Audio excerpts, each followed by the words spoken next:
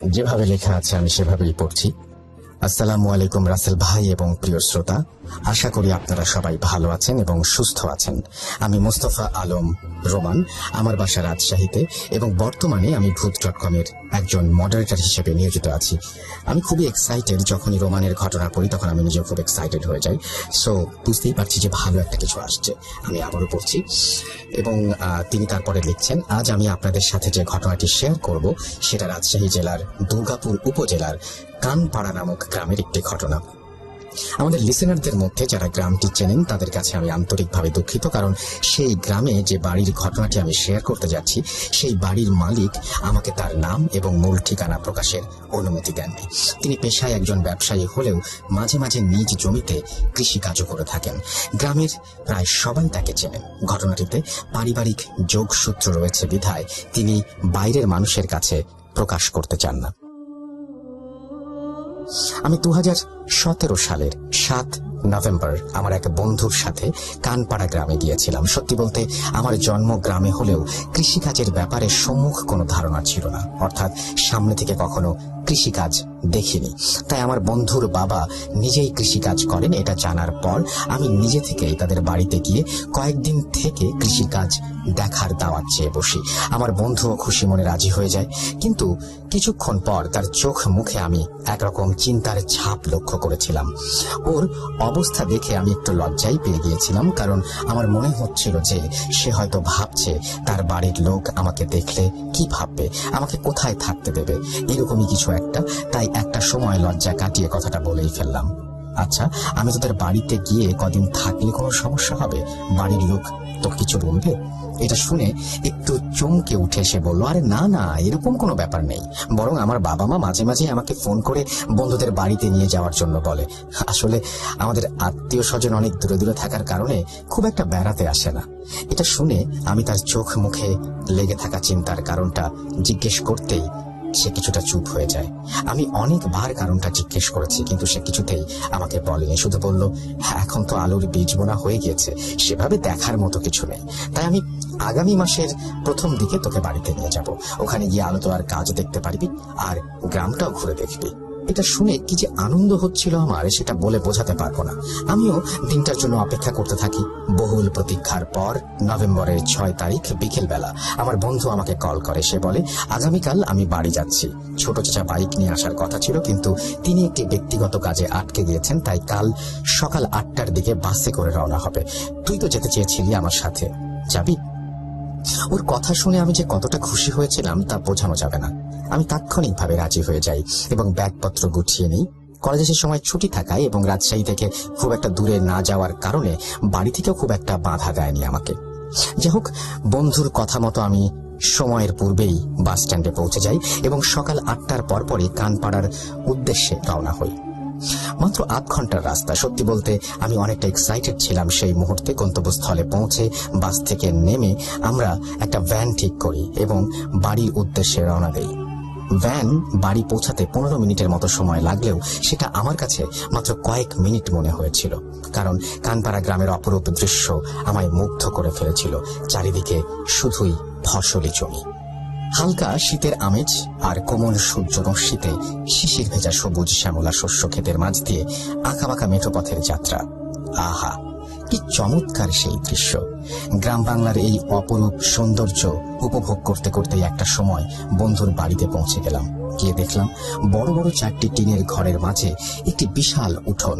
সে সময় বন্ধুর পরিবার সম্পর্কে আমার ধারণাটা যেন ভুল প্রমাণিত হলো। তারা মধ্যবিত্ত নয়, উচ্চবিত্ত পরিবার ছিল। ভেতরে গিয়ে দেখি আন্টি অর্থাৎ আমার বন্ধুর মা রান্নাঘরে বসে রান্না করছেন এবং তার শাশুড়ি মা অর্থাৎ আমার বন্ধুর দাদি রান্নাঘরের বাইরে চেয়ারে বসে আছেন। তার 5 বছর বয়সী ছোট ভাই বাড়ির উঠোনে খেলা করছে। আমাদের দেখতে পেয়ে তারা 3 জনেই উঠে এলেন। আমরা দুজন দাদিকে সালাম করার পর দাদি আমাদের মাথায় হাত রেখে বললেন, আজ অনেক দিন পর বাড়িটা যেন পরিপূর্ণ মনে হচ্ছে। এসো দাদু ভাই, ভেতরে এসো। এরপর আমরা রান্নাঘরের পাশে বসেই অনেকক্ষণ গল্প করি। রান্নাঘর আর গোয়াল ঘর পাশাপাশি হবার কারণে দেখতে পেলাম একজন মহিলা গরুর দেখাশোনা করছেন। পরে জানতে পারলাম তিনি এই বাড়িতে কাজ করেন। আমার বন্ধুর বাবা আগে থেকেই জানতো যে আমরা বাড়িতে যাচ্ছি, তাই তিনি আমাদের জন্য বিশেষ কিছুর ব্যবস্থা করে রেখেছিলেন। তিনি কোনো এক কাজে আমার বন্ধুকে মাঠে ডেকে নেন। যাবার সময় আমার বন্ধু আমাকে তার ঘরটি দেখিয়ে দিয়ে বলে, তুই ঘরে গিয়ে ফ্রেশ হয়ে নে, আমি কিছুক্ষণ পর এসে তোকে মাঠে নিয়ে যাব। ও চলে যাবার পর আমি আমার ব্যাগ নিয়ে ওর রুমের দিকে যাই। বলে রাখা ভালো, দাদির রুম আর আমার বন্ধুর রুম পাশাপাশি ছিল এবং মাঝখানে একটি অ্যাটাচড বাথ ছিল। আমি দাদির ঘরের সামনে ব্যাগটি ফেলে রেখে ফ্রেশ হওয়ার জন্য বাথরুমে ঢুকে যাই। বাথরুম থেকে বেরিয়ে ব্যাগটি নিতে গিয়ে দেখি আমার ব্যাগ সেখানে নেই। আমি আমার বন্ধুর রুমে ঢোকার পর দেখতে পেলাম আমার ব্যাগটা মাটিতে পড়ে আছে। দেখে মনে হচ্ছিল কেউ যেন বিরক্তি নিয়ে ব্যাগটি এখানে ফেলে রেখে গেছে। তবে ব্যাপারটা স্বাভাবিকভাবেই নিলাম। দাদি অথবা আন্টি হয়তো রুমে এসেছিল, আমার ব্যাগটি এখানে দেখতে পেয়ে তারা হয়তো এই রুমে রেখে গিয়েছেন। আমি হাত মুখ মুছে কাপড় পাল্টে বাইরে গিয়ে দাদিকে বললাম, দাদি আপনি শুধু শুধু কষ্ট করে ব্যাগটা নিয়ে গেলেন কেন ভেতরে? আমি নিজেই নিয়ে যেতাম। এটা শুনে উনি কিছুটা অবাক দৃষ্টিতে আমার দিকে তাকিয়ে বললেন, দাদু আমি বা তোমার আন্টি তো এখান থেকে উঠিনি। ও আচ্ছা, মিলি হয়তো তোমার ব্যাগটা ভেতরে নিয়ে গিয়েছে। মিলি? মিলি সেই মহিলাটির নাম যিনি তাদের বাড়িতে কাজ করেন এবং একটু আগেই যাকে আমি গোয়াল ঘরে দেখতে পেয়েছিলাম। তবে আমি আবারও গোয়াল ঘরের দিকে তাকিয়ে দেখি উনি গরুর খড় কাটছেন। এত কম সময়ের মধ্যে ঘরে এসে আমার ব্যাগটা ওই রুমে রেখে আসা ব্যাপারটা কেমন যেন গোলমেলে লাগছিল। তবে তখন বিষয়টি নিয়ে আমি খুব একটা মাথা ঘামাইনি। একটু পর দাদি আমাকে তার পাশে বসিয়ে সকালে নাস্তা করান, আর নাস্তা করতে করতে আমার বন্ধুও কাজ শেষ করে বাড়িতে ফিরে আসে। ও হ্যাঁ, আরেকটা বিষয়, আমি এই পরিবারের কোনো সদস্যের নাম এখনো পর্যন্ত উল্লেখ করিনি এবং করবও না। কিন্তু শুধু মিলির নামটাই কেন উল্লেখ করলাম তা ঘটনার শেষে ইনশাল্লাহ আপনারা জানতে পারবেন। যা হোক, আমরা দুই বন্ধু একসাথে নাস্তা শেষ করে ফসলি জমির কাজ অর্থাৎ কৃষি কাজ দেখার উদ্দেশ্যে বেরিয়ে পড়ি। সে আমাকে তাদের নিজেদের জমিতে নিয়ে যায়। গিয়ে দেখলাম সেখানে তার বাবাও কাজ করছেন। মূলত সেখানে গিয়েই আঙ্কেলের সাথে আমার প্রথম দেখা। সত্যি বলতে দিনটা আমার জন্য অসাধারণ ছিল। আমি যে ওই দিন কত কিছু শিখেছি এবং জেনেছি তা ধারণার বাইরে।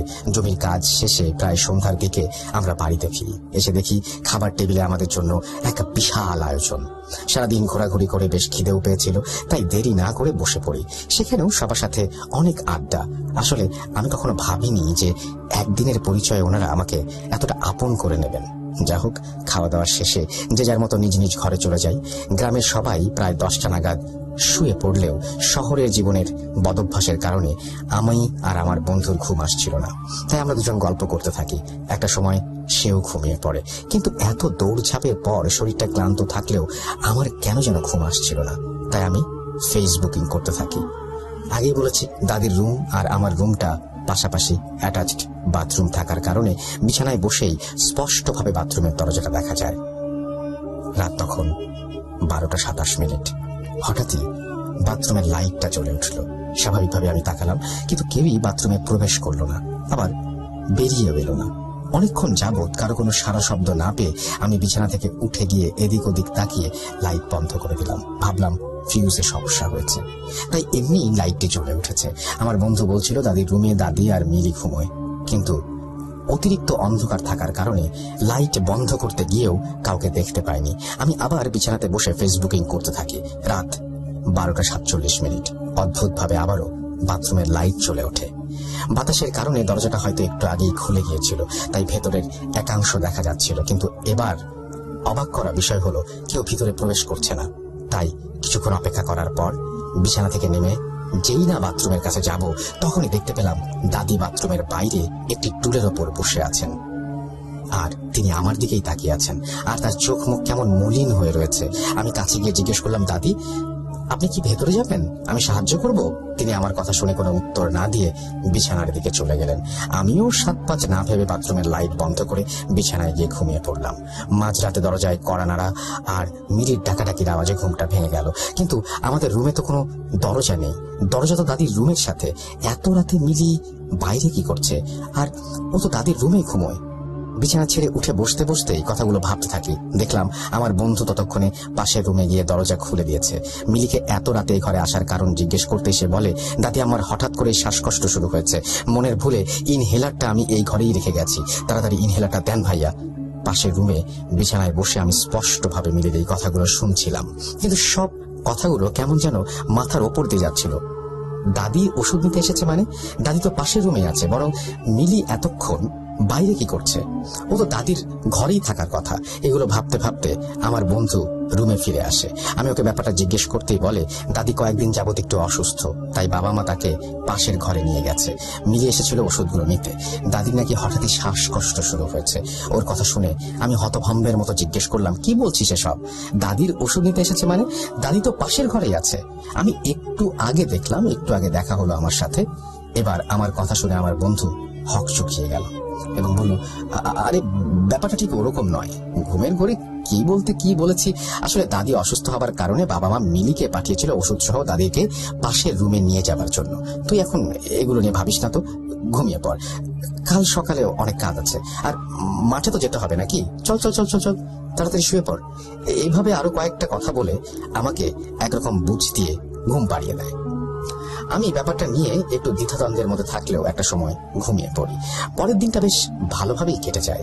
সেদিন খুব একটা সমস্যা হয়নি, কিন্তু তার পরের দিন রাতে আমি আমার জীবনে প্রথমবারের মতো নিজের চোখের সামনে অদ্ভুত কিছু লক্ষ্য করেছি। ঠিক প্রথম দিনের মতোই রাতে বিছানায় বসে ফেসবুকিং করছিলাম। হঠাৎ করে বাথরুমের লাইটটা জ্বলে উঠল, কিন্তু পাশের রুমে তো কেউ নেই। বরাবরের মতো ফিউজে প্রবলেম ভেবে আমি লাইট বন্ধ করতে যাওয়ার সময় রুমে থাকা ঘড়ির দিকে চোখ পড়তে দেখতে পেলাম আবারও সময়টা ঠিক 12:27। কিন্তু আগের দিনের রাতের কথাটা তখন আমার মাথায় ছিল না, তাই স্বাভাবিকভাবে লাইটটা বন্ধ করে আবারও বিছানায় চলে আসি। কিছুক্ষণ পর আবারও লাইটটা জ্বলে ওঠে। এবার আমি সরাসরি ফোনের দিকে তাকিয়ে দেখি সময়টা ঠিক 12:47। এবার আমি সত্যি ভয় পেয়ে যাই। আগের দিনের কথাটাও মনে পড়ে যায়। আমার সাহস হচ্ছিল না আবার গিয়ে লাইটটা বন্ধ করে দিয়ে আসার। আমি আমার বন্ধুকে ডাকতে যাব, ঠিক এমন সময় হঠাৎ আস্তে আস্তে বাথরুমের দরজাটা খুলে যায়। আমি বিছানায় বসে স্পষ্ট দেখতে পাচ্ছিলাম বাথরুমের ভেতরে থাকা তাকের ওপর থেকে আস্তে আস্তে করে শ্যাম্পুর বোতলটা সামনের দিকে এগিয়ে এসে নিচে পড়ে গেল। দেখে মনে হলো কেউ আলতোভাবে বোতলটা টানতে টানতে ফেলে দিল। এবার আমি যেন বাকরুদ্ধ হয়ে গেলাম। আমার পাশে শুয়ে থাকা বন্ধুকে ডাকার মতো শক্তিও তখন যেন আমার মধ্যে ছিল না। অনেক কষ্টে বন্ধুকে ডেকে ঘুম থেকে উঠিয়ে বিষয়টা খুলে বলার চেষ্টা করলাম, কিন্তু বারবার আমার কথা আটকে যাচ্ছিল। সত্যি বলতে প্রথমবার এতটা ভয় পেয়েছি। যা হোক, কোনোভাবে তাকে বিষয়টা জানানোর পর সে এক প্রকার হেসে ব্যাপারটা উড়িয়ে দিল। বলল, এত রাত অবধি জেগে আছিস, তুই সব ভুলভাল দেখছিস, শুয়ে পড়। এটা শুনে আমি সজোরে ওর হাতে একটা আঘাত করে বললাম, একজন মানুষ প্রতিদিন ভুল কিছু দেখতে পারে না, আর তুইও আজকে আমাকে ভুল ভাল বোঝাতে আসিস না। আমার কাছে প্রমাণ আছে, এই দেখ, লাইটটা এখনো জ্বালানো আর শ্যাম্পুর বোতলটা এখনো নিচে পড়ে আছে। আমার কথা শুনে ও আমার ভয় কাটানোর জন্য আমাকে এক প্রকার জোর করে বাথরুমের কাছে নিয়ে গেল। কিন্তু অবিশ্বাস্য হলেও সত্যি, শ্যাম্পুর বোতলটা নিচে পড়ে ছিল না। ওটা ঠিক আগের জায়গাতেই সুন্দরভাবে সাজিয়ে রাখা ছিল। এটা কিভাবে সম্ভব? আমি তো নিজের চোখে সবটা দেখেছি। এতটা ভুল হতে পারে আমার চোখে দেখা? সবকিছু ঠিকঠাক আছে দেখে একরকম হাসতে হাসতে ও আমাকে অভয় দিতে থাকে। কিন্তু এরপর যা ঘটলো তা দেখার জন্য আমি একদমই প্রস্তুত ছিলাম না। দাদির রুমের দরজার পাশে একটা ফ্রিজ রাখা ছিল। সেই ফ্রিজের ওপরে একটা মাটির হাঁড়ি। আমার বন্ধু ঠিক ফ্রিজের সামনেই দাঁড়িয়েছিল এবং কিছুটা অন্ধকার থাকার কারণে আমি ব্যাপারটা খেয়াল করিনি। দুজন সামনাসামনি দাঁড়িয়ে কথা বলতে বলতে আমি দেখতে পেলাম ওর পেছন থেকে একটা কালো পর্দা যেন সরে গেল আর ফ্রিজটা দৃশ্যমান হয়ে গেল। ব্যাপারটা ছিল অনেকটা অন্ধকারের ভেতর আরো গাঢ় অন্ধকার কিছু একটা। কালো পর্দার মতো জিনিসটা সরে যাবার পর আমি স্পষ্ট দেখতে পেলাম ওই মাটির হাঁড়িটা কেউ যেন ইচ্ছে করে নিচে ফেলে দিল। এরপর সত্যিই আর কিছু বলার ছিল না। আমরা দুজনেই প্রচন্ড রকমের ভয় পেয়ে গিয়েছিলাম আর দরজা খুলে বাইরের উঠোনে বেরিয়ে এসেছিলাম। আমি অনেকটা উত্তেজিত হয়ে চেঁচামেচি শুরু করে দিলেও আমার বন্ধুকে দেখলাম সে স্বাভাবিকভাবেই কথা বলে আমাকে আশ্বস্ত করার চেষ্টা করছে। এদিকে আমার চিল্লাচিল্লি শুনে পাশের ঘর থেকে সবাই উঠে এসেছেন। এরপর সবটা তাদের খুলে বলি এবং ওনারা সবটা শুনে আমাকে সান্ত্বনা দিতে থাকেন।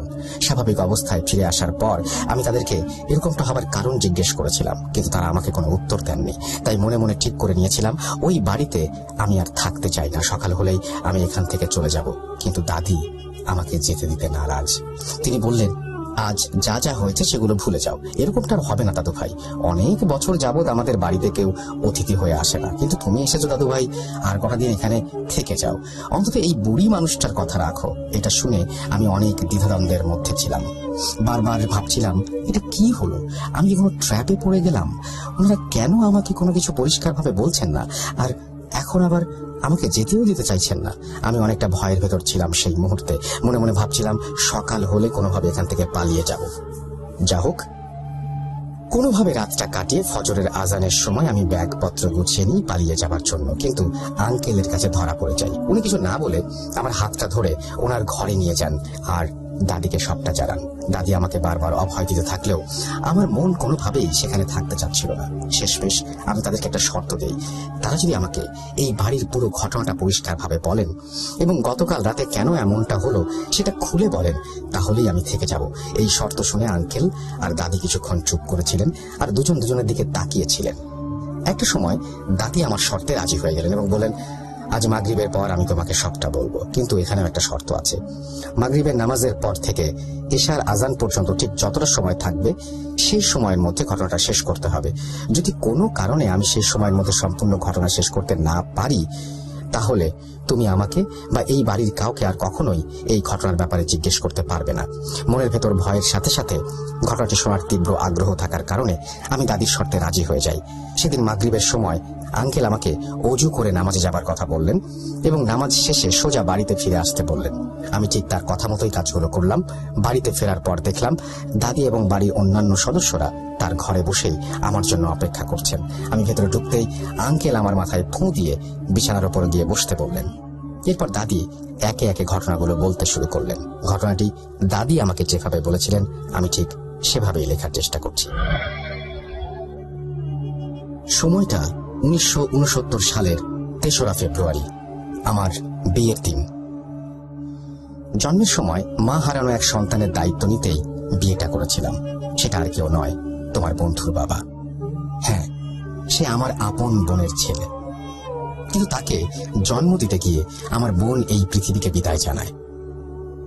মা হারা মাত্র কয়েকদিনের শিশুটিকে মৃত্যুর মুখ থেকে বাঁচানোর জন্য এবং তার দায়িত্ব নিজ কাঁধে তুলে নেবার জন্য আমি বিয়েটা করেছিলাম। সত্যি বলতে আমি সেদিন সঠিক সিদ্ধান্তই নিয়েছিলাম। বিয়ের পর সবকিছু ঠিকঠাক ভাবে চলছিল, কিন্তু 2 বছর পর পাকিস্তানি হানাদার বাহিনীর নির্বিচারে নির্মমভাবে বাঙালি হত্যা আমার জীবন থেকে সুখ শান্তি কেড়ে নেয়। 71-এর যুদ্ধে আমি আমার বাবার বাড়ির সবাইকে হারিয়েছি, কিন্তু নিজের এবং 2 বছরের ছোট শিশুর জীবন রক্ষার্থে আমি আমার শ্বশুর বাড়ির লোকদের সাথে ভারতে পালিয়ে যাই। সেখানে কষ্টের দিনগুলোর কথা নাই বা বলি। যুদ্ধ শেষে 1972 সালে 2রা মার্চ আমার এই এলাকায় ফিরে আসা। কিন্তু তখন এই এলাকাটার আগের মতো ছিল না। সবকিছু যেন বদলে গিয়েছিল। চারিদিকে শুধুই ধ্বংসাবশেষ। বাড়ির কাছে পৌঁছে দেখি সম্পূর্ণ বাড়ি পুড়িয়ে দেয়া হয়েছে আর অর্ধেকের বেশি ভেঙে পড়েছে। যুদ্ধের আগে এই এলাকাতে মাত্র 3টি পাকা বাড়ি ছিল, তার মধ্যে আমাদের একটা। আমার শ্বশুর আব্বা নিজে বাড়িটি তৈরি করেছিলেন। এই মুহূর্তে একে তো অর্থের অভাব, অন্যদিকে মাথার উপরে ছাদটাও হারিয়ে গিয়েছে। তারপরও অনেক ধৈর্য ধরে এবং কষ্ট করে আমার শ্বশুর 3 দিনের মধ্যে এলাকার মানুষদের সাহায্যে একটি টিনের বাড়ি বানিয়ে আমাদের থাকার ব্যবস্থা করেন। এরপর আস্তে আস্তে আমরা নিজেদের পূর্বের অবস্থায় ফিরতে শুরু করি এবং থাকার জন্য আরো একটি টিনের ঘর বাড়িয়ে ফেলি। দীর্ঘ 14 বছর পর অর্থাৎ 1986 সালের দিকে আমরা সম্পূর্ণরূপে আমাদের পূর্বের অবস্থানে ফিরে যেতে সক্ষম হই।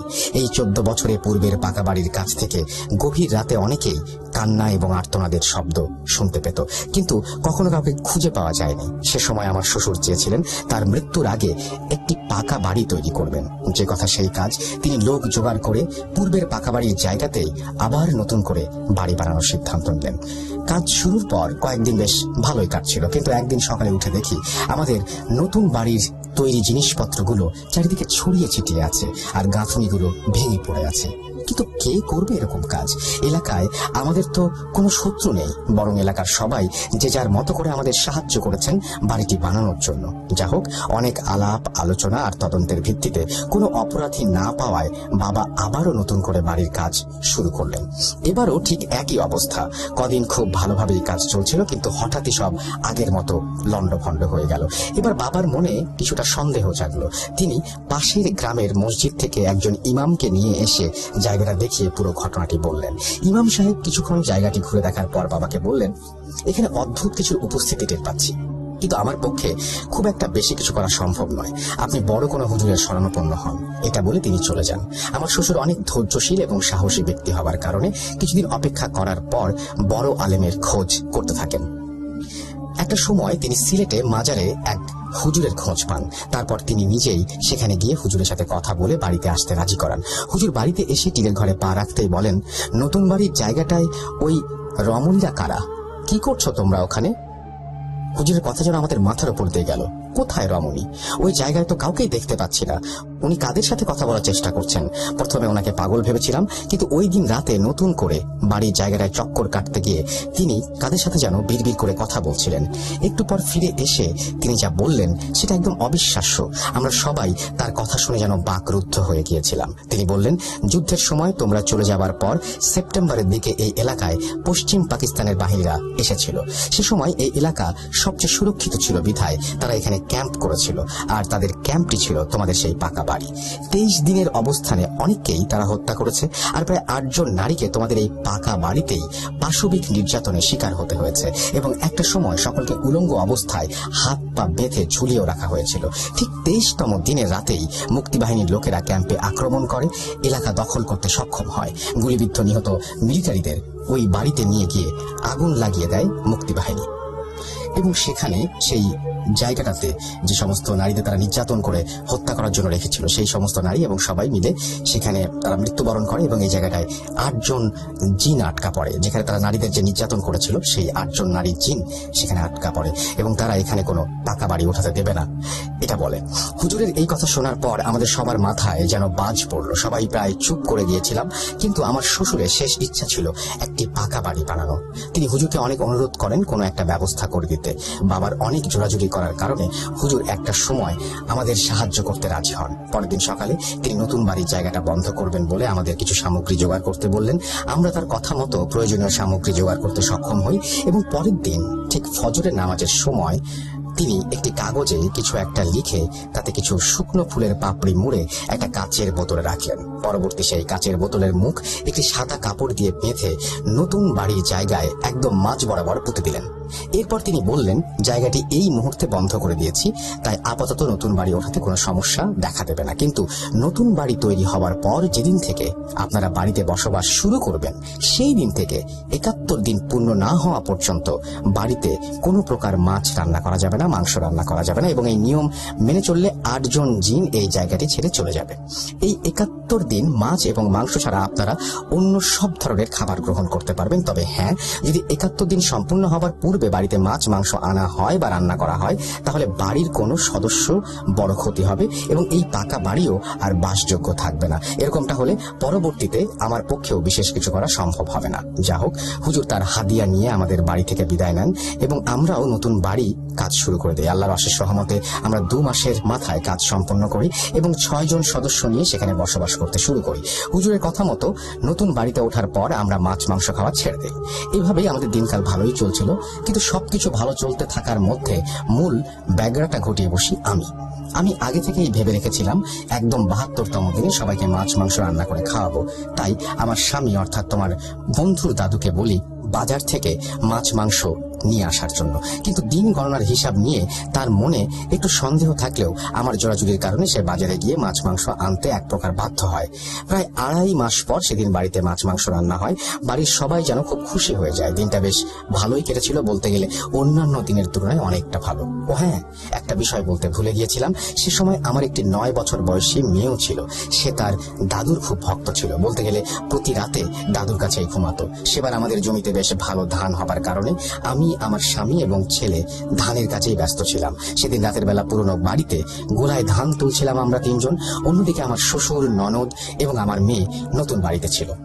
রাত গভীর হবার কারণে এবং কাজ শেষ না হবার কারণে আমরা সে রাতে পুরনো বাড়িতেই থেকে যাই।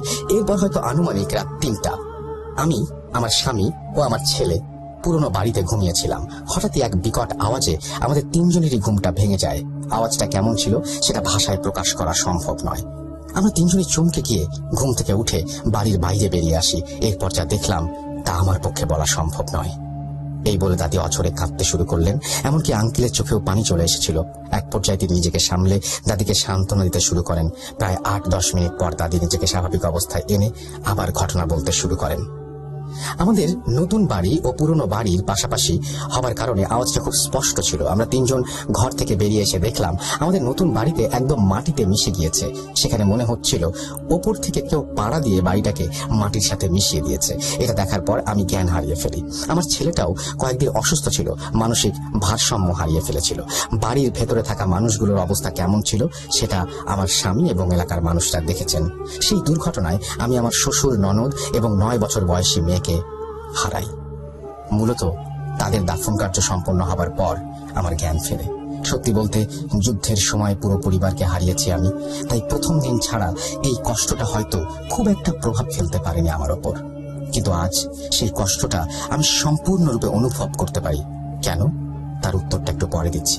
এরপর আমার স্বামী সেই হুজুরের উপর প্রচন্ড ক্ষিপ্ত হয়ে ওঠেন এবং তার খোঁজ করতে সিলেটে চলে যান। তাকে পেয়ে অনেক গালমন্দ করলেও হুজুর তাকে কোনোভাবে শান্ত করে দেন।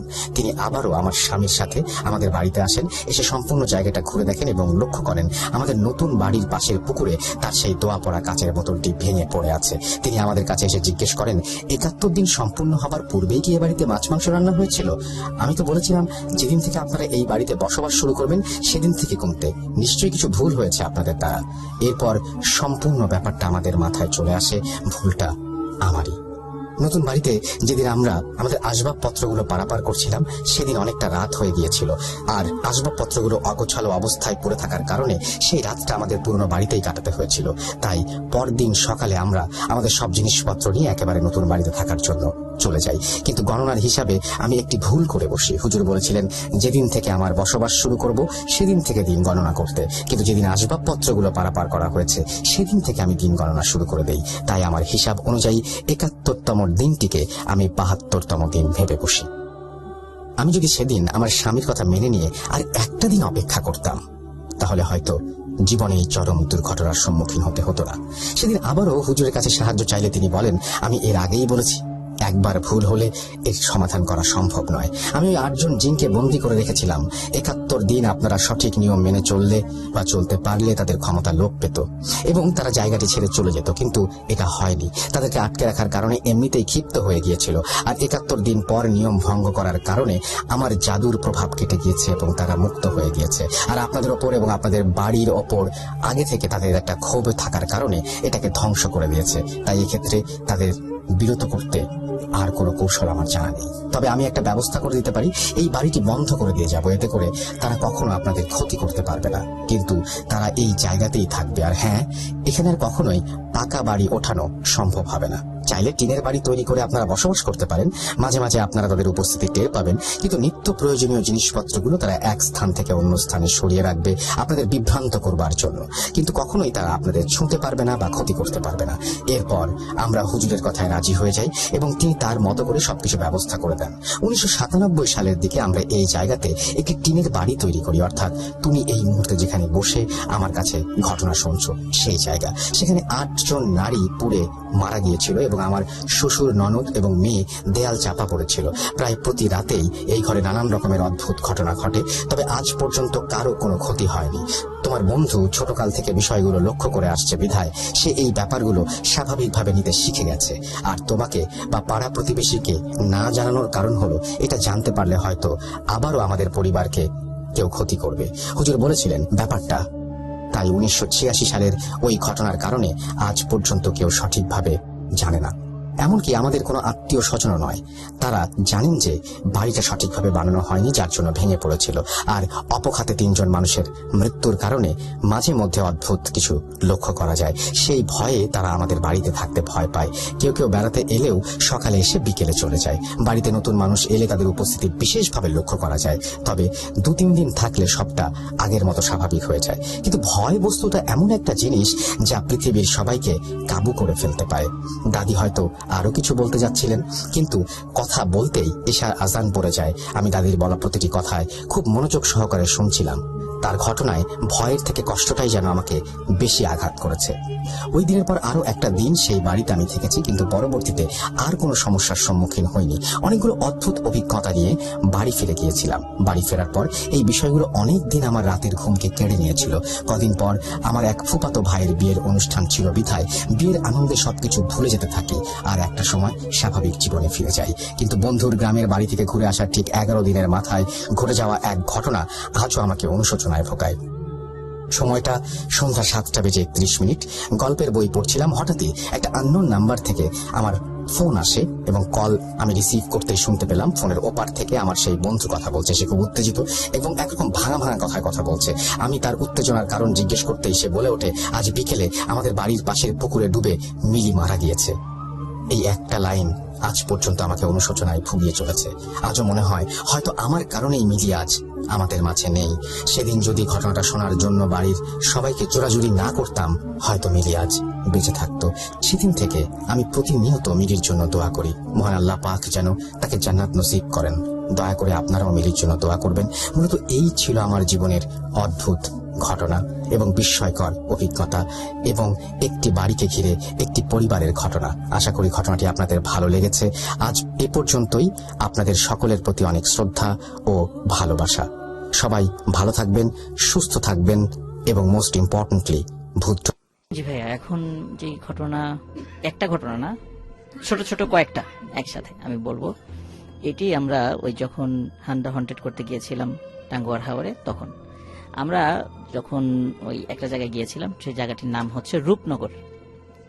হাতিরগাদা নামক একটা জায়গা থেকে, ওইখান থেকে কিছু ঘটনা সংগ্রহ করে আমরা যখন ওই দিকে রওনা দিলাম, ওখান থেকে আগের থেকে আমাদের তথ্য ছিল যে ওইখানে অনেক মানুষ যারা মাছ ধরে ওই জায়গাটাতে আসেন, তো ওনাদের কাছে কিছু ঘটনা পাওয়া যায়। ওইভাবে তো জনজনে জিজ্ঞেস করা যাবে না, এটা সম্ভব হয় না, ওইভাবে কেউ ঘটনা বলেও না। তো ওখানে আমাদের সাথে একজন আনসার সদস্য ছিল, তার নাম ছিল আবু সালেহ। তো উনি একটা সময় ওই রূপনগর আনসার ক্যাম্পে কর্তব্যরত ছিলেন, যার কারণে ওখানকার যে কয়েকজন আছে তাদের সাথে কথা বলার পরে ওনারা বলছেন ঠিক আছে, এরকম ওনারা যাদেরকে চেনেন, পরিচিত যাদের কাছে এরকম ঘটনা আছে তাদের সাথে দেখা করিয়ে দেবেন। ওই বিশ্বাসেই আর কি আমরা রওনা দেই আর কি।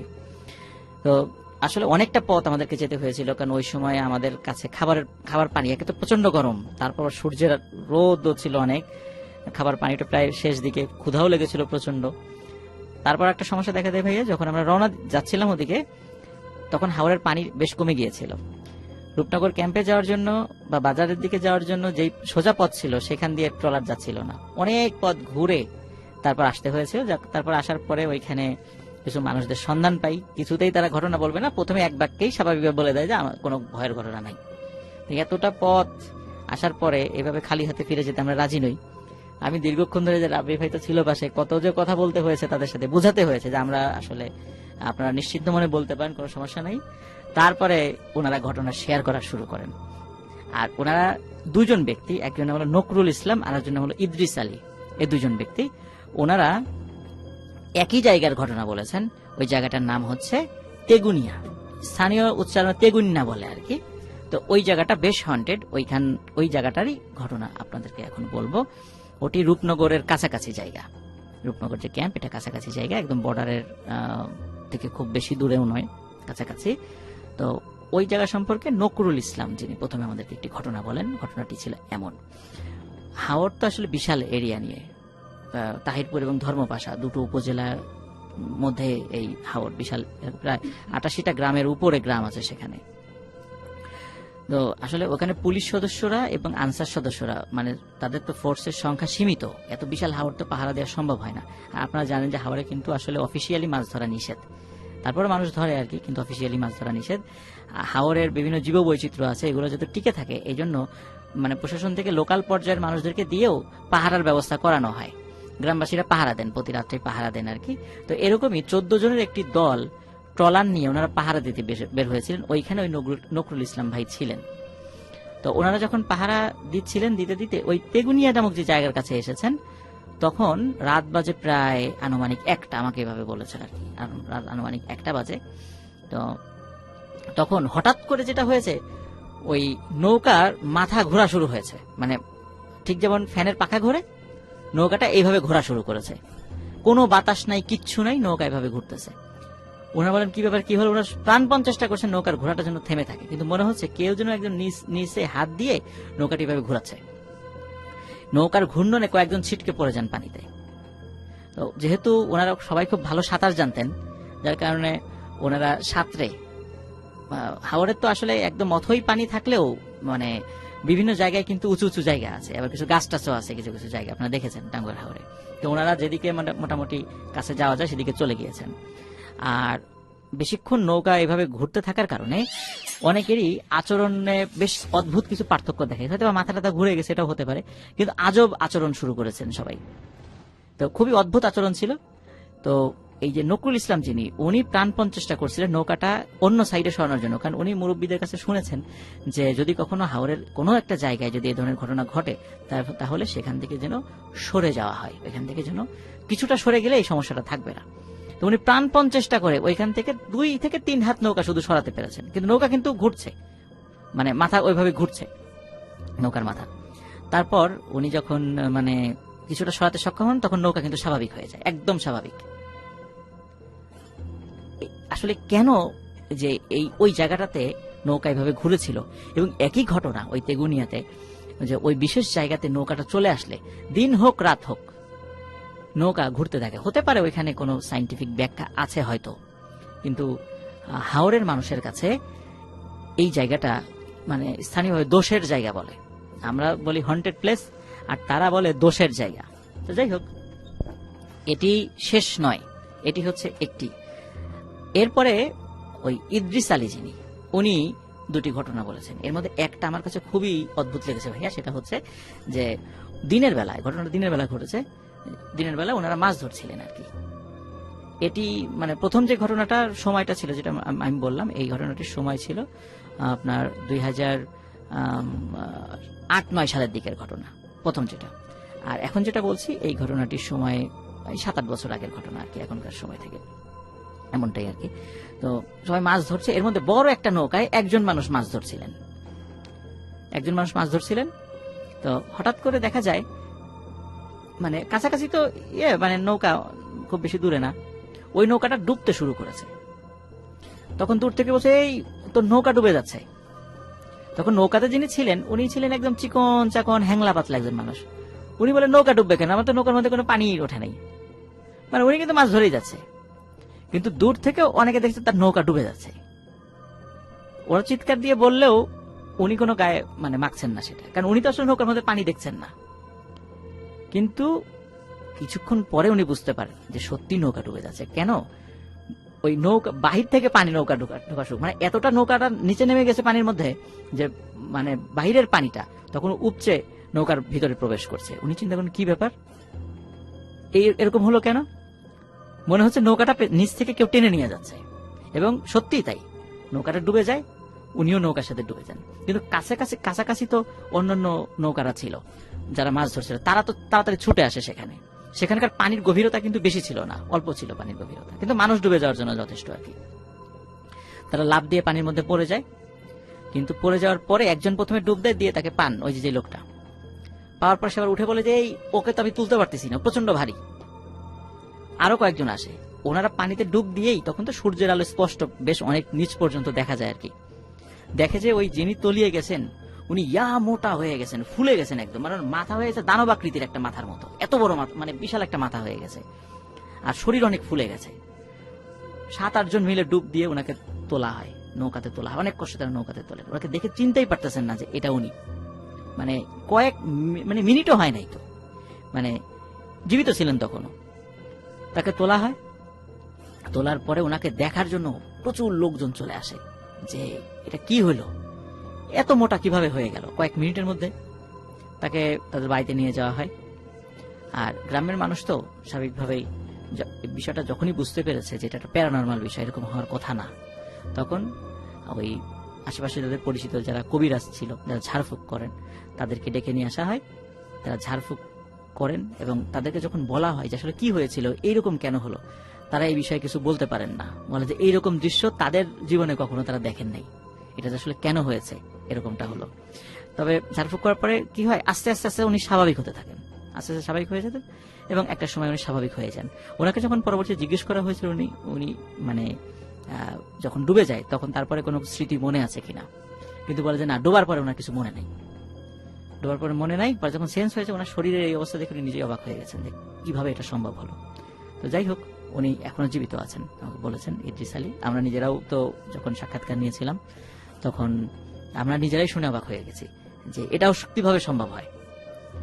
যাই হোক, বেঁচে আছেন, এটাই সবচেয়ে বড় কথা, যে এরকম একটা ভয়ানক ঘটনার পর একটা মানুষ জীবিত আছেন। আর একটা বিষয় আমাকে বলেছিলেন, এটি নকরুল ইসলাম ভাই বলেছিলেন আর কি। সেটা হচ্ছে ওনারা দিনের বেলা নৌকা নিয়ে কোথাও যাচ্ছিলেন, সবে নৌকা আপনার ওই তেগুনিয়ার ওদিক দিয়ে যাচ্ছিল আর কি।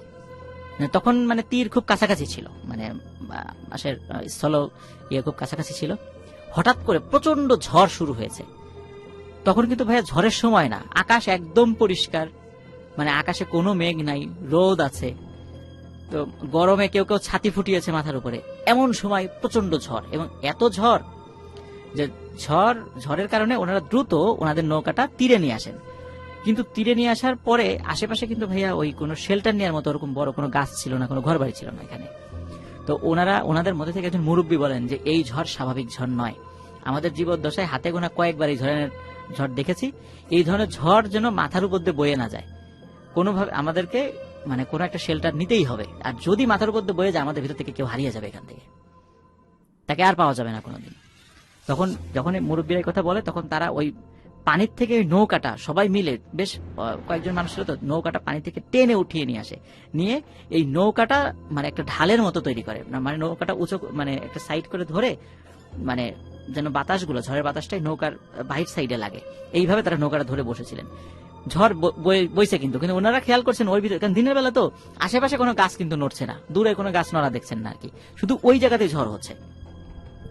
তো ওনারা হঠাৎ করে ফিল করেন এবং দেখেন যে ওনারা যে নৌকাটা মানে মাথার উপর ওইভাবে আড়াল করে ধরে রেখেছেন, মনে হচ্ছে যে আমরা যেভাবে রাসেল ভাই যে চিপসের প্যাকেট, বিস্কুটের প্যাকেট টেনে ছিঁড়ে ফেলি না, ওর ভিতর থেকে বিস্কুট বের করি বা চিপস বের করি, মনে হচ্ছে ওই নৌকাটা কেউ একজন হাত দিয়ে ধরে মানে টাস টাস শব্দে দুই ভাগ করে ফেলছে মাঝখান থেকে। এবং সত্যি তাই, দুই ভাগ হয়ে গেল, নৌকাটা দুই দিকে পড়ে গেল, আর ঝড়ও থেমে গেল।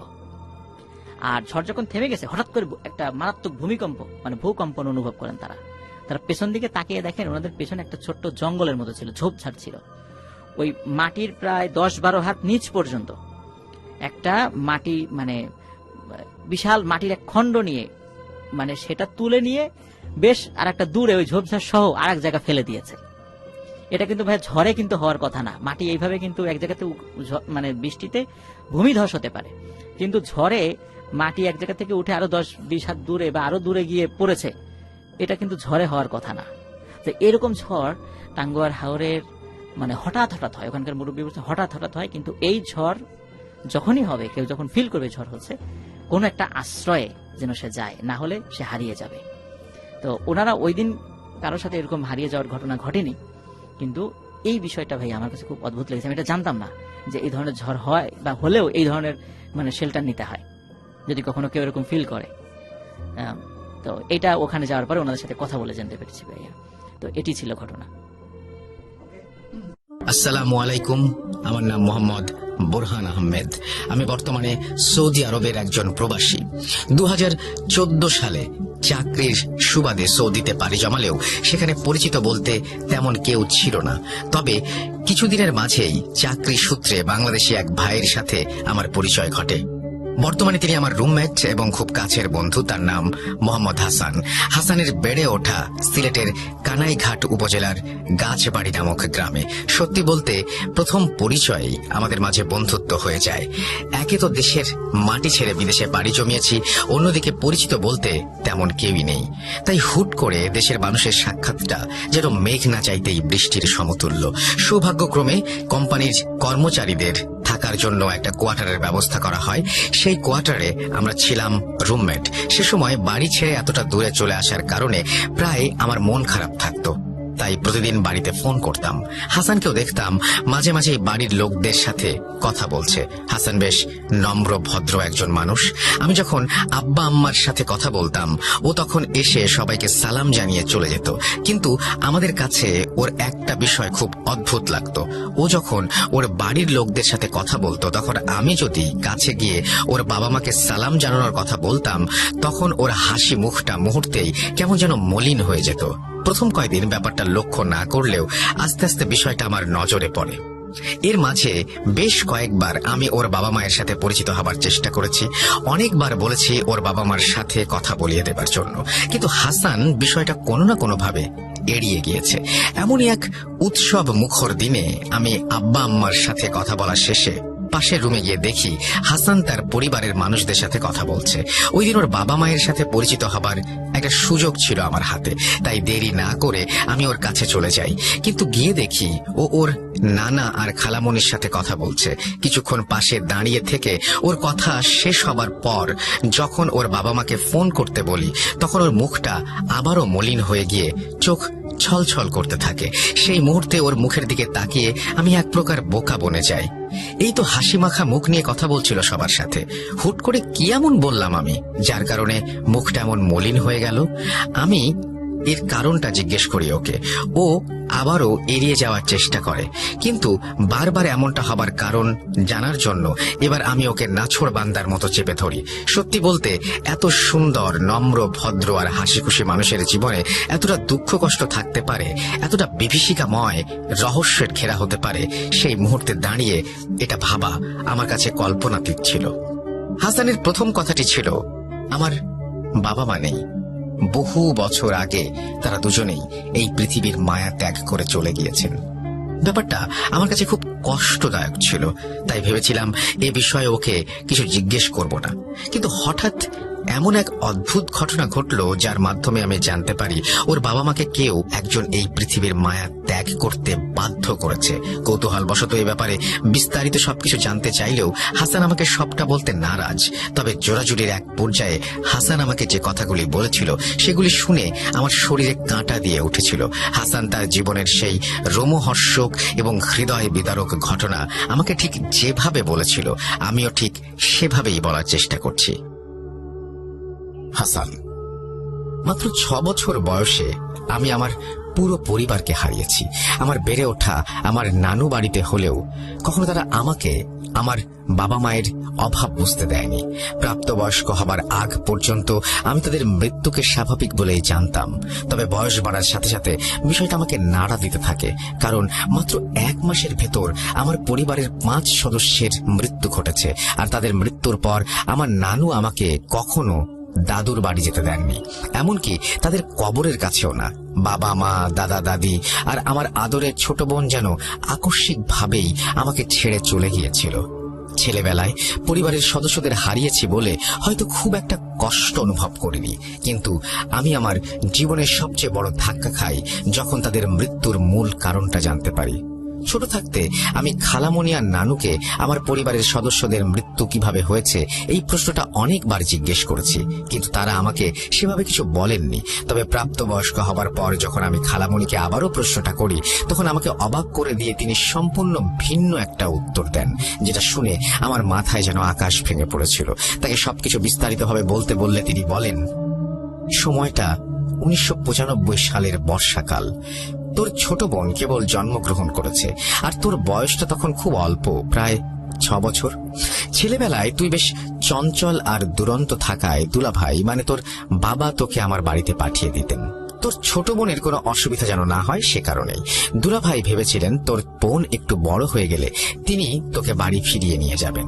যদিও মাঝে মাঝে তোকে বাড়ি নিয়ে যেতেন সবার সাথে দেখা করিয়ে নিয়ে আসার জন্য, কিন্তু ভাগ্যের কি নির্মম পরিহাস, মাত্র 1 মাসের মাথায় চোখের সামনে পুরো পরিবারটা শেষ হয়ে গেল। সত্যি বলতে পরিবারের 5 সদস্যের কারো মৃত্যুই স্বাভাবিক ছিল না। আমি নয় শুরু থেকেই শুরু করি। সে সময় তোর দাদু ছিল গ্রামের সবচেয়ে বড় কবিরাজ। বিভিন্ন মন্ত্র পড়ে আর ছোটখাটো টোটকা দিয়ে অনায়াসে গ্রামের মানুষের মারাত্মক রোগ ব্যাধি সারিয়ে দিতেন। তার কবিরাজির মূল উদ্দেশ্যই ছিল সাধারণ মানুষের সাহায্য করা। তিনি অনেক জাদুবিদ্যাও জানতেন। তার সেই সূত্রেই তার কাছে একদিন রাতে এক বনেদি হিন্দু বাড়ি থেকে সাহায্যের আবেদন আসে।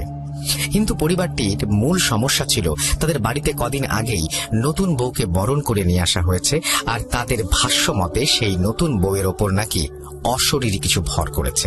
তোর দাদু খবরটি পেয়ে হিন্দু পরিবারের নতুন বউকে সাহায্য করতে যাবার প্রস্তুতি নিলেও তোর দাদি তাকে কোনোভাবেই যেতে দিতে নারাজ।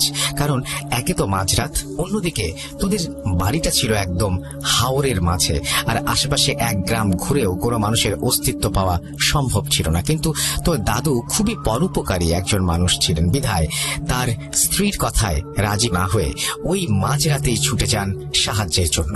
গন্তব্যস্থলে পৌঁছে তিনি রীতিমতো অবাক হয়ে যান। তিনি ভেবেছিলেন কোন সাধারণ ক্ষমতার জিন নতুন বউয়ের ওপর আছর করেছে, কিন্তু চোখের সামনে মেয়েটির অদ্ভুত আচরণ আর অলৌকিক ঘটনা দেখার পর তিনি বুঝতে পারেন ওটা প্রচন্ড শক্তিশালী। তাই তিনি দেরি না করে নিজের আসন সাজিয়ে নতুন বউকে বসতে বলেন। তাকে আসনে বসানোর পর বিভিন্ন উপায় অবলম্বন করে যখনই তিনি সেই জিনের সাথে কথা বলার চেষ্টা করেন, তখনই তিনি বুঝতে পারেন জিনটা একজন মহিলা। তোর দাদু সেই জিনকে অনেকগুলো প্রশ্ন করেছিলেন, আর সবাইকে অবাক করে দিয়ে সেই জিনও নাকি বেশ স্বাভাবিকভাবেই প্রশ্নের উত্তর দিয়েছিল। জানা যায় নিজের জীবন বাঁচানোর নতুন শরীর প্রয়োজন বলেই ওই বাড়ির নতুন বইয়ের উপর সে ভর করে, তবে সে নাকি কোনো ক্ষতি করবে না। একথা শোনার পর দাদু জিনটিকে তাড়িয়ে দেওয়ার চেষ্টা করতেই সে রাগান্বিত কণ্ঠে চিকন সুরে বলে, খবরদার, এমনটা ভুলেও করবি না। আমি আবারও সাবধান করছি, এমনটা ভুলেও করবি না। আমি এই মেয়েটির শরীর থেকে নিজের জীবন বাঁচাতে চাই। মৃত্যুর আগ পর্যন্ত আমি ওর শরীর থেকে কখনোই যাব না। মেয়েটি কখনো মা হতে পারবে না। শুধুমাত্র এই একটি সমস্যা ছাড়া ওর কোনো সমস্যা হবে না, আর আমিও ওকে কোনো ক্ষতি করব না। তবে ভুলেও যদি আমাকে ওর থেকে আলাদা করার চেষ্টা করিস, তাহলে তোর মৃত্যু অবধারিত। মহিলা জিনটির কাছ থেকে এমন হুমকি পাওয়ার পর দাদু সেই বনেদি পরিবারের কর্তার কাছে গিয়ে বলেন, মশাই, আপনি তো সবই শুনলেন, জিনটা মেয়েটার ক্ষতি করবে না। এখানে একটাই সমস্যা, আপনার বৌমা কখনো মা হতে পারবে না, আর ওকে ছাড়তে উভয়কেই বড় ধরনের সমস্যার সম্মুখীন হতে হবে। তাই ব্যাপারটি নিয়ে আপনি একটু ভেবে দেখবেন। এটা বলে তোর দাদু ওই রাতের মতো বাড়ি ফিরে আসেন। মাঝখানে বেশ কিছুদিন কোনো সমস্যার দেখা না দিলেও হঠাৎ এক বিকেলে আবারও সেই হিন্দু বাড়ি থেকে সাহায্যের আবেদন জানানো হয়। সেখানে এও বলা হয় যে মা হতে পারবে না জেনে নতুন বউ নাকি নিজের গলায় দড়ি দিতে গিয়েছিল। সবটা জানার পর তো দাদা ভেবেছিলেন জিনটা হয়তো খুব একটা শক্তিশালী নয়, ভয় দেখাবার জন্যই হয়তো সেদিন বলেছিল মেয়েটির শরীর থেকে তাকে ছাড়ালে সে ক্ষতি করবে, আর মেয়েটির শরীর থেকে এই জিনকে সরিয়ে ফেললে সে হয়তো কোনো সমস্যার সৃষ্টি না করে অন্য কোনো জায়গায় গিয়ে নতুন শরীর খুঁজে নেবে। এ কথা ভেবে মেয়েটিকে বাঁচানোর জন্য তোর দাদু উদ্বুদ্ধ হলেন এবং তিনি শ্বশুরকে কিছু জিনিসের ব্যবস্থা করতে বললেন, যেমন একজন বিধবা মহিলার শাড়ি, শ্মশানের সদ্য পোড়ানো লাশের ছাই, ওই মেয়েটির সিঁদুর সহ আরো কয়েকটি জিনিসগুলো সংগ্রহ হবার পর তোর দাদু তোর দাদিকে সবটা জানিয়ে ঘটনাস্থলে যেতে চাইলে আবার তোর দাদি তাকে বাধা দেন। কিন্তু কোনো সমস্যা হবে না এই আশ্বাস দিয়ে তোর দাদু ওনাদের বাড়িতে গিয়ে উপস্থিত হন এবং সব জিনিসগুলো নিয়ে নিজের আসর সাজিয়ে জিন ছাড়ানোর কাজ শুরু করেন। এই কাজ চলাকালীন মুহূর্তেই চারিদিকে যেন বিনা মেঘে বজ্রপাত আর তুফান উঠে গিয়েছিল। অনেক চেষ্টা আর লড়াইয়ের পর যখন কাজটা প্রায় শেষের দিকে, তখন মহিলা জিনটি নাকি অত্যন্ত ক্রুদ্ধ হয়ে বলে ওঠে, আজ হয়তো তুই আমাকে ওর থেকে আলাদা করে দিবি, কিন্তু আমি শপথ নিচ্ছি তোর বংশকে আমি নির্বংশ করে ছাড়ব। এরপর এক আত্মচিৎকার দিয়ে জিনটি মেয়েটিকে ছেড়ে চলে যায় এবং মেয়েটি নিস্তেজ হয়ে মাটিতে পড়ে যায়। এরপর কিছু ঝাড়ফুঁকের মাধ্যমে মেয়েটিকে সুস্থ করে নিজের হাদিয়া নিয়ে বাড়ি ফিরে আসেন তোর দাদু। সময়টা রাত 1টা। বাড়ি ফেরার পর সব ঘটনা শুনে তোর দাদাকে গোসল করে আসতে বলেন। সে সময় বাড়িতে তোর দাদা দাদি, তোর মা, ছোট বোন আর আমি ছিলাম। তোর বাবা তখন সিলেটে কোনো এক কোম্পানিতে চাকরিরত ছিল। পাশের রুমে আমরা সবাই ঘুমাচ্ছিলাম। তোর মা, তোর ছোট বোন এক রুমে, আমি অন্য রুমে। হঠাৎ প্রচন্ড জোরে আপুর চিৎকার শুনে আমি পাশের রুমে ছুটে গিয়ে দেখি তোর নবজাতক বোন বিছানা থেকে নেমে অদ্ভুতভাবে হেঁটে বেড়াচ্ছে আর হাসছে। আপুর চিৎকার চেঁচামেচিতে তোর দাদা দাদিও ছুটে আসেন। তোর দাদু এই দৃশ্য দেখে যত কবিরাজি মন্ত্র জানতেন তা পড়তে শুরু করেন, কিন্তু কিছুতেই কোনো কাজ হচ্ছিল না। এদিকে দাদুর মন্ত্র পাঠ শুনে তোর ছোট বোন এক ঘর থেকে অন্য ঘরে হাসতে হাসতে দৌড়াচ্ছিল। দৃশ্য তোর মা আর সহ্য করতে না পেরে একটা সময় অজ্ঞান হয়ে যায়। বিষয়টা আমরাও সহ্য করতে পারছিলাম না, শুধু অঝরে কাঁদতে কাঁদতে আর্তনাদ করছিলাম। ঠিক তখনই তোর দাদু বুঝতে পারেন এই মহিলা জিনের কাজ। ও এসেছে আর পিছু নিয়ে ও আমাদের বাড়িতে এসেছে। তোর দাদু এই কথা বলতে হঠাৎ করে ঘরের বাইরে থেকে কুকুরের ডাক শুনতে পান, তবে আওয়াজটা ছিল একদম অস্বাভাবিক রকমের। সবচেয়ে অদ্ভুত ব্যাপার হলো সে সময় বাড়িতে কোনো কুকুর ছিল না। তাহলে এই কুকুরটি এলো কোথা থেকে? সবাই মিলে বাইরে গিয়ে দেখে বিশাল আকৃতির অদ্ভুত দেখতে কুকুর আমাদের উঠোনের মাঝে দাঁড়িয়ে আছে। তোর দাদু বুঝতে পারেন এই মহিলা জিন একা নয়, সে তার আরো সঙ্গী নিয়ে এসেছে আমাদের ওপর আক্রমণ করতে। অদ্ভুত এই দৃশ্যগুলো দেখে তোর দাদি আমাদের ইসলামের যত দোয়া দরুদ জানতেন তা পড়তে শুরু করেন।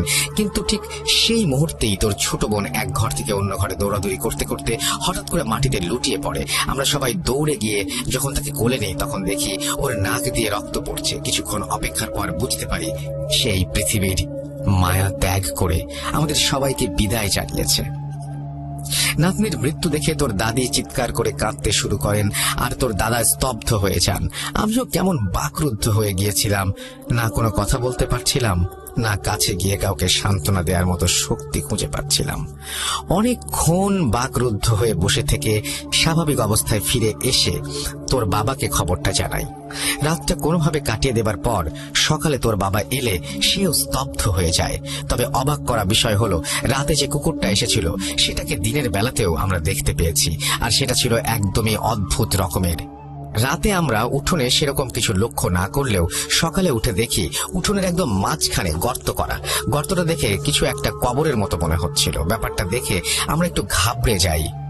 একটা সময় গোসল জানাজা শেষে তোর বোনকে বাড়ির পাশে কবর দেয়া হয়।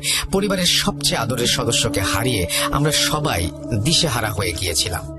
অনুভূতিটা কেমন ছিল তা কখনো বলে বোঝানো সম্ভব নয়। এত কিছুর পরেও, এত বিপদের পরেও বিপদ আমাদের পিছু ছাড়ছিল না। পরদিন রাত হতেই বাড়ির চারপাশে যেন তুফান উঠে গেল। এই বুঝি লন্ড ভন্ড করে দেবে সবকিছু। হঠাৎ করে বৃষ্টিও শুরু হয়ে যায় আর সেই কুকুরটা আবারও ডাকতে শুরু করে। আচমকা এই ঝড় তুফান আর বৃষ্টির ডাক শুনে তোর দাদু বুঝতে পারেন জিনটা আবারও এসেছে। উনি তখন দৌড়ে বাইরে চলে যান। বাইরে উঠোনে গিয়ে দাঁড়ানোর পর এক ঝলক বিদ্যুৎ চমকানোর আলোতে স্পষ্ট দেখতে পাই উঠোনের পাশে রাস্তার মাঝে কুৎসিত আর বিভৎস দেখতে এক মহিলার সাথে তোর ছোট বোন হাতে হাত রেখে দাঁড়িয়ে আছে। আর তোর ছোট বোনের চেহারাও তখন ঠিক তেমনই ছিল যেমন ভাবে সে মৃত্যুবরণ করেছে। তার নাক দিয়ে তখনও টপ টপ করে রক্ত ঝরছে। এই দৃশ্য দেখে তোর দাদু কাঁদতে কাঁদতে চিৎকার করে অনুরোধ করতে থাকে, তুই আমাকে ক্ষমা করে দে, আমি না জেনে অনেক বড় ভুল করে ফেলেছি। গতকাল আমার এত সুন্দর দেখতে নাতনিটাকে নিয়ে গেছিস, আর কি চাস তুই আমার কাছ থেকে? দাদুর এই অনুরোধগুলো আমরাও দাঁড়িয়ে শুনেছিলাম। আর সবচেয়ে আশ্চর্যের বিষয় কি জানিস, সেই সময় তুইও আমাদের পাশে দাঁড়িয়েছিলি। তোর হয়তো সবটা মনে নেই, তাই এতগুলো বছর তোকে আমরা এতটা সুস্থভাবে রাখতে পেরেছি। তো দাদুর এই অনুরোধগুলো শুনতে শুনতে আমরা আস্তে আস্তে ঘরের ভেতর চলে যাই। ভেবেছিলাম তিনি কোনো না কোনো ভাবে সেই জিনটিকে মানিয়ে রাজি করিয়ে আসবেন, কিন্তু ভাগ্য সহায় হয়নি। জিনটি তোর দাদুকে থামিয়ে দিয়ে বলে, বাঁচবি না, বাঁচবি না, কেউ বাঁচবি না। আমি একটিকেও বাঁচতে দেব না। তোর বংশকে আমি নির্বংশ করে ছাড়বো। এরপর আচমকা বিদ্যুৎ চমকানিতে চোখের পলকে তারা উধাও হয়ে যায়। আর তোর দাদু আসে চিন্তিত আর বিষণ্ণ মুখ নিয়ে। সেই রাতে তিনি আমাদের কারো সাথে কোনো কথা বলেননি। পরদিন সকাল হতেই তিনি তোর বাবাকে ডেকে কাঁদো কাঁদো কণ্ঠে বলেন, বাবারে, অন্তিম সময়টা বোধহয় ঘনিয়ে এসেছে। আমার পক্ষে আমার বিদ্যা দিয়ে ওকে আটকানো সম্ভব না। তুই একটা কাজ কর, সবাইকে নিয়ে তোর শ্বশুর বাড়িতে গিয়ে ওঠ। আমি চাই না আমার কারণে আর কেউ বিপদে পড়ুক। শুধু তাই নয়, এই মুহূর্তে ওই বাড়িতে গিয়ে হাসানের সাথে বৌমার সময় কাটালে তার মন মানসিকতাও কিছুটা ভালো হয়ে উঠবে। তা তুই দেরি না করে আজই সবাইকে নিয়ে বেরিয়ে পড়। এ বাড়িতে এখন শুধু আমি আর তোর মা থাকবো। আর হ্যাঁ, আমি না ডাকা পর্যন্ত বাড়িতে ফেরার প্রয়োজন নেই। অনেক বোঝানোর পর তোর বাবা সবাইকে নিয়ে আমাদের বাড়িতে আসেন। বাড়ি আসার পর 2-1 দিন ভালোই কাটছিল, কিন্তু সে সময় মোবাইল ফোনের যুগ না হওয়ার কারণে প্রতিদিন তোর দাদা দাদির খোঁজ নিতে পারছিলাম না। কিছু লোক ছিল যারা প্রায় প্রতিদিনই ওই এলাকায় যাতায়াত করত, তাদের সাথে যোগাযোগ করেও তোর দাদা দাদির কোনো খোঁজ পাওয়া যাচ্ছিল না। এদিকে কোনো খোঁজ না পাওয়ায় আমাদের চিন্তাটা দিন দিন বেড়েই যাচ্ছিল। এমনই একদিন আমাদের এলাকার মানুষদের কাছ থেকে জানতে পারি তোর দাদুর বাড়ির ওখান থেকে নাকি প্রচন্ড রকমের দুর্গন্ধ ছড়াচ্ছে, আর এক মাঝি নাকি সেখানে মাছ ধরতে গিয়ে ফিরে এসে এমনটা জানিয়েছে এলাকাবাসীকে। এ খবর পাওয়ার মাত্রই তোর মা, বাবা এবং আমার আব্বা মানে তোর নানা ভাই সেখানে ছুটে যান। এরপরের নির্মম আর মর্মান্তিক দৃশ্যগুলো বর্ণনাতীত। পরবর্তীতে আমি যতটুকু শুনেছি তাতে এটুকু বলতে পারি, তোর দাদা দাদিকে অনেক নির্মম ভাবে হত্যা করা হয়েছিল। চোখ দুটো তুলে ফেলা হয়েছিল তোর দাদার, আর তোর দাদিকে আরো নির্মম ভাবে মেরে ফাঁসিতে ঝুলিয়ে দেওয়া হয়েছিল। আরো আশ্চর্যের বিষয় ছিল, তাদের দুজনের জন্য আরো 2টো গর্ত করা হয়েছিল উঠোনের মাঝখানে, ঠিক যেমনটা তোর বোনের বেলায় হয়েছিল। এরপর তোর দাদা দাদিকে গোসল জানাজা শেষে বাড়ির পাশে একটা জায়গায় কবরস্থ করা হয়। এরপর তোর নানা সবাইকে ফিরিয়ে নিয়ে আসতে চাইলেও তোর বাবা আসতে রাজি হননি। ও বাড়িতে কিছু গরু, ছাগল, বাছুর থাকার কারণে তাদের দেখভালেরও একটা ব্যাপার ছিল। আর তাছাড়াও তোর বাবার ধারণা ছিল ওই মহিলা জিনের ক্ষোভ শুধুমাত্র তার বাবার ওপর ছিল, কারণ তার বাবার কারণেই নতুন শরীরটা তাকে ছাড়তে হয়েছে, বিধায় সে সবাইকে মেরেছে। এখন তার প্রতিশোধ নেয়ারও সময় শেষ হয়ে এসেছে। এখন কোনো প্রকার সমস্যা দেখা দেবে না, এটা ভেবে তোর বাবা বাড়ি থেকে বেরিয়ে যেতে চাইলে মায়ের মনটাও ঘুরে যায়। অনেক বোঝানোর পরেও সেখানেই তারা থেকে যায়। একটা সময় তাদের রাজি করাতে না পেরে আমরাও তোকে নিয়ে ফিরে চলে আসি। ফেরার পথে তুই অনেক কান্না করছিলি, হয়তো ওটাই তোর শেষ দেখা। কথাটা তুই আগে বুঝতে পেরেছিলি। ওই যে কথায় বলে, ছোট বাচ্চাদের সাথে ফেরেশতা বিরাজ করে। বাড়ি ফেরার পর কিছুদিন বেশ ভালোই চলছিল, কিন্তু প্রায় 1 সপ্তাহ পর থেকে তোর বাবা মায়ের আর কোনো খোঁজ পাচ্ছিলাম না। ওই পুরনো ভয় আর আতঙ্ক যেন মনের এক কোণে বাসা বাঁধছিল, বেড়েই উঠছিল। একটা সময় আর না পেরে আব্বা তার কয়েকজন সঙ্গীকে নিয়ে তোর দাদার বাড়ির উদ্দেশ্যে রওনা দেন। গিয়ে যা দেখেন তা কখনো হয়তো তিনি কল্পনাতেও আনেননি। তার সবচেয়ে আদরের সন্তানের লাশটা পড়ে আছে নৌকার ওপর, আর তার জামাইয়ের লাশটা গোয়াল ঘরের ভেতরে। তোর দাদা দাদির মতো তাদেরকেও ঠিক ততটাই নির্মম ভাবে হত্যা করা হয়েছে। ধারণা করা হয় বিপদের আশঙ্কা দেখে তারা হয়তো বাড়ি ছেড়ে পালাতে চেয়েছিল, আর ঠিক তখনই পেছন থেকে ওদের উপরে আক্রমণ করে বসে জিন। এবারও আশ্চর্যজনক ভাবে উঠোনের মাঝ বরাবর আরো 2টি কবর অর্থাৎ গর্ত খোঁড়া হয়, যেটা দেখতে ছোট কবরের মতো। এই নির্মমতা কারো পক্ষে আর সহ্য করা সম্ভব ছিল না। তাই ওই দিন তোর বাবা মাকে কবর দেওয়ার পর সবগুলো গর্ত অর্থাৎ 5টা গর্ত একসাথে ভরাট করে দেয়া হয় এবং বাড়িটাও তালা বন্ধ করে দেয়া হয়। এরপর আর কেউ ওই বাড়িতে যায়নি। এখানে তোর একটা প্রশ্ন থাকতে পারে, সেটা হলো এত কিছুর পরেও কেন গ্রামবাসীদের কাছ থেকে সাহায্য পাওয়া যায়নি? সত্যি বলতে তারা অনেকেই সাহায্য করতে চেয়েছিল, কিন্তু গ্রামের প্রতিটা মানুষ তোদের বাড়ির এই বিষয়টা জানতো এবং প্রতিনিয়ত এটা নিয়ে ভাবতো। তারা যদি সাহায্যের জন্য এগিয়ে যেত তাহলে তাদেরও মৃত্যু হতে পারে ভেবে তারা আর এগোয়নি। এমনকি যে হিন্দু পরিবারটিকে তোর দাদু সাহায্য করেছিল তারা সবটা জানা সত্ত্বেও সাহায্য করতে এগিয়ে আসেনি। এই সব কিছুর পর আমরা সবাই ভেঙে পড়েছিলাম। মাত্র 1 মাসের মাথায় চোখের সামনে পুরো পরিবারটা যেন শেষ হয়ে গেল। এর কয়েকদিন পর আব্বা বুঝতে পেরেছিলেন বিপদটা হয়তো এখনো কাটেনি। তুই আমাদের বাড়ি থেকে বেঁচে গিয়েছিস ঠিকই, কিন্তু যে কোনো মুহূর্তে ওই জিনটা তোর ওপরে আক্রমণ করতে পারে। তাই তোকে বাঁচাতে 7-5 না ভেবে আব্বা তোর দাদু বাড়ির গরুগুলোকে গ্রামের সবার মাঝে বিলিয়ে দেন এবং একজন ভালো হুজুরের খোঁজ করতে থাকেন। অনেকের সাথে যোগাযোগ করার পর আব্বা সিলেটের সুনামগঞ্জের এক হুজুরের খোঁজ পান এবং দেরি না করে তোকে নিয়ে সুনামগঞ্জে চলে যান। ওখানে গিয়ে হুজুরকে সবটা জানালে তিনি বলেন, আপনারা যে জিনের সম্মুখীন হয়েছেন সেটা প্রচন্ড শক্তিশালী।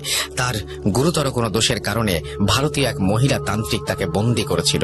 দীর্ঘ 50 বছর যাবৎ মেঘালয় রাজ্যের একটি পাহাড়ে বোতলের ভেতর বন্দী থাকার পর সে ছাড়া পেয়েছে। তাই জীবন বাঁচাতে তার একটা নতুন শরীরের প্রয়োজন ছিল, আর সেই জন্যই ওই হিন্দু মহিলার উপর ভর করে বসে। কিন্তু আপনার বেআই মশাই তাকে ওই মহিলার শরীর থেকে আলাদা করে দেবার জন্য ক্ষিপ্ত হয়ে ওঠে জীবন বাঁচানোর জন্য। আর হাতে মাত্র 1 মাস ছিল। এদিকে নতুন শরীরের অভাবে সে মৃত্যুর কোলে ঢলে পড়তে থাকে। আর ঠিক তখনই সে পণ করে মৃত্যুর আগে পরিবারটাকে শেষ করে দিয়ে যাবে। আর তাই সে সবাইকে মেরে ফেলতে চেয়েছে। তবে খুব একটা চিন্তার কিছু নেই।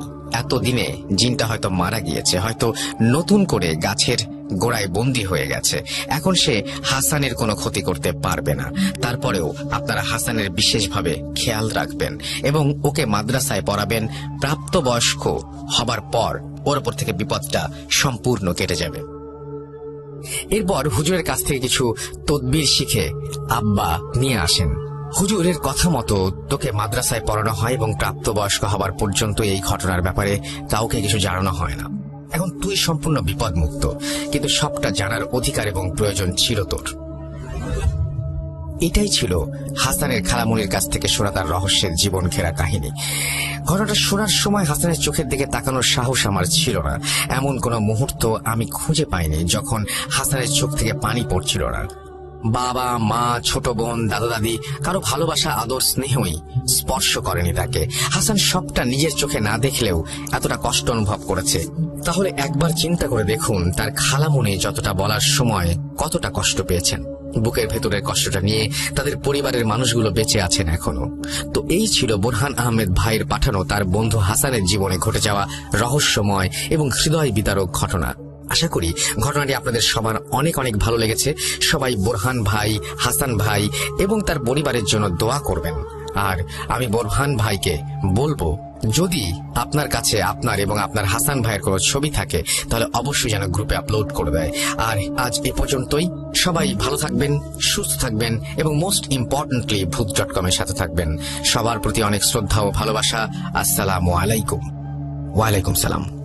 এই ঘটনাতে অদ্ভুত ব্যাপারটা আমি খালি আমার কাছে ভয় লাগছিল, সেটা হচ্ছে যে একটা গাছের নিচে একটা মহিলা একটা ছোট বাচ্চাকে নিয়ে যদি দাঁড়িয়ে থাকে এবং তার চেহারা যদি খুব উদ্ভট হয় কেমন লাগবে।